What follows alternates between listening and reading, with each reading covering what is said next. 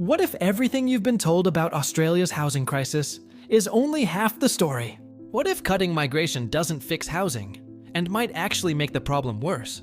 Right now, immigration is dominating headlines, dinner table conversation, comment sections, and political debates. Many Australians believe one simple idea: cut migration and housing affordability will fix itself. But what if that belief is dangerously incomplete? In this video, we're going to slow everything down, strip away the emotion, follow the data, and expose the real reason Australia's housing market is broken. Why the crisis didn't start with migration, why it won't end with migration, and what actually needs to change if affordable housing is ever coming back. Because if we get this wrong, the consequences won't just be higher rents or expensive homes. They'll shape Australia's economy for decades. There is no denying it. Migration increases demand for housing. More people means more households, more renters, more buyers, and more pressure on supply. That part of the argument is absolutely real. But where the conversation often breaks down is context. Migration in Australia is not random, it's not sudden, and it's not a surprise. Net overseas migration is forecast years in advance by government departments, treasury, and infrastructure planners. Population growth is not something that appears overnight. It's planned, modeled, and publicly reported. So, if migration has been coming, and we've known it's coming, then why does housing feel so broken right now? The answer lies in history. If you look at Australia's population growth over the last decade, from roughly 2015 to 2025, it's actually one of the slowest population growth periods in the past 50 to 60 years. In the post-war decades, the 1940s, 50s, and 60s, population growth was far higher than today. Yet we didn't have a housing crisis then. Why? Because Australia could build homes at scale. Back then, housing supply kept pace with population growth. Planning systems were simpler. Infrastructure was rolled out alongside housing, construction productivity was higher, and governments understood that population growth and housing delivery had to move together.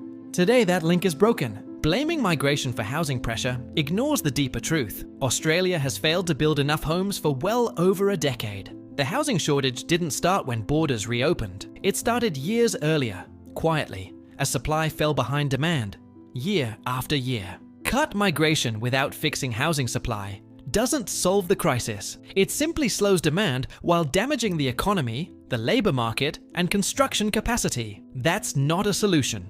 It's a delay that creates bigger problems later. Migration is not the root cause.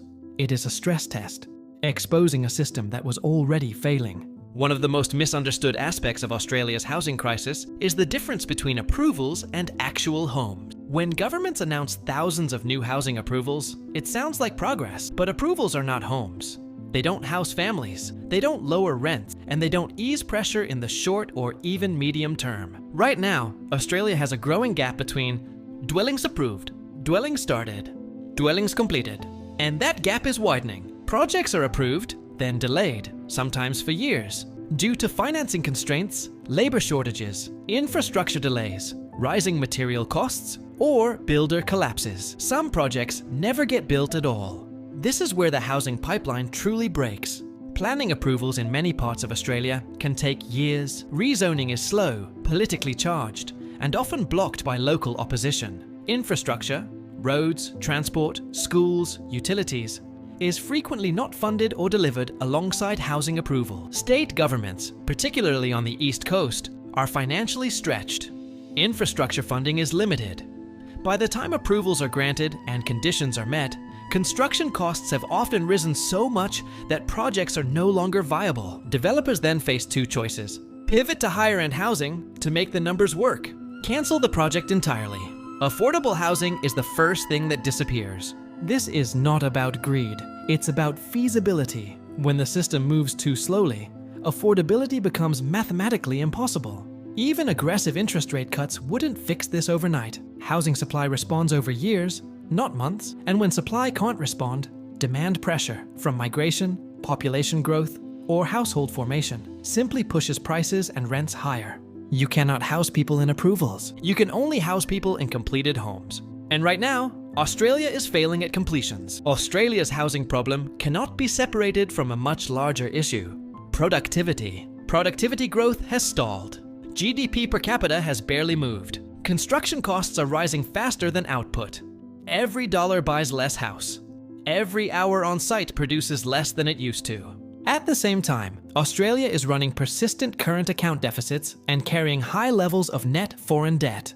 That combination puts long-term pressure on living standards, government budgets, and infrastructure spending. Here's the uncomfortable reality. Australia has only two long-term ways to fund its obligations. 1. Massive productivity improvements. 2. A growing population. Right now, productivity is weak. Without population growth, Australia's tax base would shrink. Funding Medicare, healthcare, education, infrastructure, defense, and the NDIS would become significantly harder. Population growth isn't just economic, it's structural. And construction itself, which accounts for roughly 10 to 15% of the Australian economy, depends on population growth to exist at scale. Here's the paradox. If you cut migration without fixing housing supply, construction slows further, labor shortages worsen, builder viability collapses, supply falls even more. You reduce demand slightly, but you destroy the system needed to create supply. That's how shortages become permanent. Migration policy and housing policy must move together.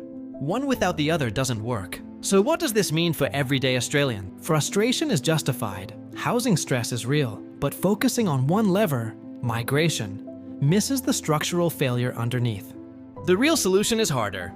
Faster approvals, shorter planning timelines, infrastructure delivered upfront, a housing pipeline that actually works. Until that changes, pressure remains, regardless of migration settings. For investors, this environment creates opportunity. Scarcity drives long-term value. For society, the question is more uncomfortable. Is this really the future we want? Because if Australia doesn't fix the system, not the headlines, this housing crisis won't fade. It will define a generation.